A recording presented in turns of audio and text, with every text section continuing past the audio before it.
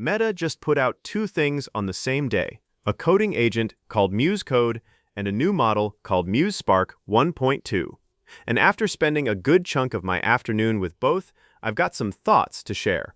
Okay, so Muse Code is a terminal-based coding agent. It runs on Mac and Linux for now, and it's Meta's real answer to Claude Code and Codex, and honestly, Cursor too.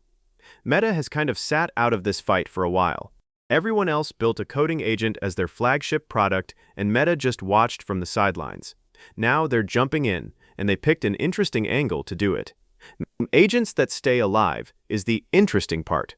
Most coding tools you use close the terminal, come back tomorrow, and it starts from zero. It has to reread your files, refigure out your project structure, relearn everything it already learned yesterday. Muse Code keeps a set of background agents running through your whole session. They hold on to context. So the second task in a session is faster than the first, because it's not starting cold. And when a job is big, it splits itself up. It spins up separate agents, each working in its own isolated copy of your code, so nothing collides. I'll get to why that matters in a second. There's also an event log running underneath everything. Every model call, every tool run, every edit gets written to a local log before it actually happens. So if the thing crashes halfway through a task, and let's be honest, agent tools crash sometimes, it doesn't start over. It picks up exactly where it left off from that log. Meta calls this replay, exact, and restart safe. In plain terms, it means you don't lose an hour of work because your laptop lid closed at the wrong moment. 3 built-in commands are worth knowing. /plan turns whatever you asked for into an approval-gated plan before it touches anything. /grill takes that plan and basically argues with itself, stress testing it to see if it holds up before execution. And /goal just tells it to work toward a stated outcome and keep going until it's done. That third one is the long horizon piece, the thing that lets it run for 10 or 20 minutes without you babysitting every step. Meta's own demo page shows this off across 3 categories, and they're worth a quick mention. Under game development, it builds a full isometric action game from one prompt, a dungeon-style level with combat, a health bar, breakable environment pieces, and a working control scheme, all rendered and playable in the browser. Under web development, it builds something genuinely more advanced, a real-time black hole simulator using actual general relativity math, ray-traced in WebGL, with sliders for mass and spin and disk temperature that update the lensing in real time. And under multimodal visual coding, they feed it a video, an aerial drone clip of a lakeside cabin, and the agent watches the footage and writes a scroll-driven web page that recreates that same camera movement in code. 3 very different kinds of output from 3 very different kinds of input. And that range is really the point they're making. That third one is worth sitting with for a second, because it's not really a coding trick, it's an input trick. Muse Spark 1.2 takes image input alongside text, and Muse Code is built to use that. Feeding it a screenshot, a mock-up, or a video, and asking it to reproduce the look and motion in actual working code is a different workflow than typing out a spec by hand. A lot of design-to-code tools promise this. Whether it holds up outside of a curated demo is the real question, but as a capability, it puts Meta in the same conversation as the multimodal coding tools that have gotten attention this year. So, instead of one model doing everything in a single loop, plan, write, test, fix, Muse Code splits those jobs across specialized agents that handwork off to each other inside a single task.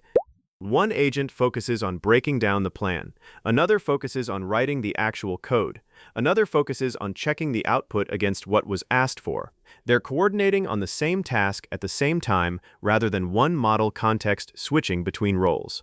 Meta also built in support for MCP connections, so the agent can reach outside your codebase mid-session, pull a ticket from your project tracker, check documentation, read from a database without you ever leaving the terminal to go look it up yourself.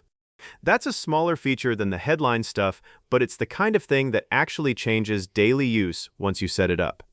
Muse Spark 1.2 is where the actual engineering happened, and it's worth breaking down the numbers. This is the 3rd Muse Spark release in about 4 months. The family started back in April, 1.1 came out in July, and now 1.2 lands in August, specifically tuned for coding. Meta says they scaled up training compute on coding tasks and widened the range of environments the model trained in. And they co-trained the model alongside the agent itself, so the two were built to work together rather than bolted on afterward. Terminal Bench 2.1, which tests agentic coding and terminal use, has Muse Spark 1.2 scoring 82.9%. That's up from 76.2 on version 1.1, a solid jump. Claude Opus 5 still sits ahead at 86.7.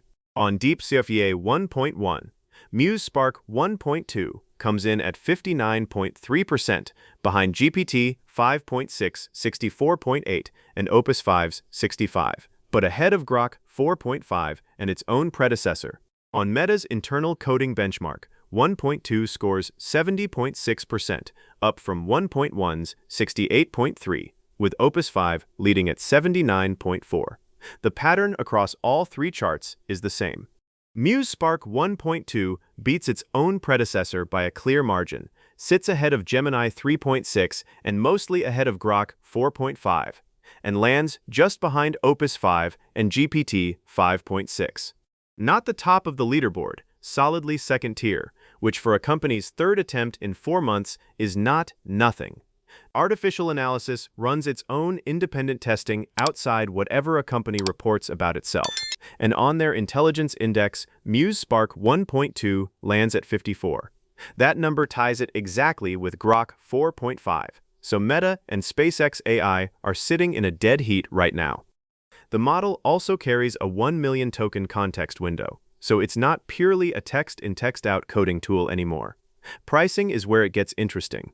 On the standard tier, you're looking at $1.25 per million input tokens and $4.25 per million output tokens, with cached input dropping way down to 15 cents. That's already competitive against most of the big names. There's also a contributor tier, and this is the part worth thinking through before jumping on it. 10 cents per million input, 20 cents per million output, a massive discount, something like 12 times cheaper on input and over 20 times cheaper on output. The catch, you're agreeing to let Meta train future models on whatever you send it, and you get capped at 60 requests a minute instead of the standard tier's 3,000. So the cheap tier is cheap because your code becomes training data, worth knowing before you paste in anything sensitive. Reaction online has been split, and honestly that tracks with most Meta AI launches lately. Some people are genuinely excited about the parallel agent architecture and think it's a real alternative to what Anthropic and OpenAI have out.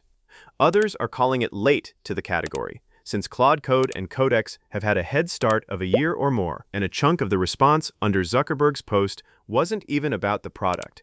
People bringing up unrelated complaints about Meta's other platforms, which happens with pretty much everything that company ships these days.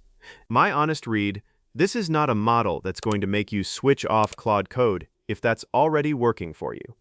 But if you're already inside Meta's ecosystem, or you just want a cheaper option that's good enough for day-to-day fixes, refactors, and scaffolding, it's a legitimate option now, and the parallel sub-agent setup is genuinely one of the better implementations of that idea I've tested. The gap to the top of the leaderboard is real, but it closed a decent amount in one release, and if Meta keeps shipping every 4 to 6 weeks like they have been, that gap is worth watching. That covers Muse Code and Muse Spark 1.2. If you end up testing it yourself, I'd actually like to know what you build with it. Drop it in the comments.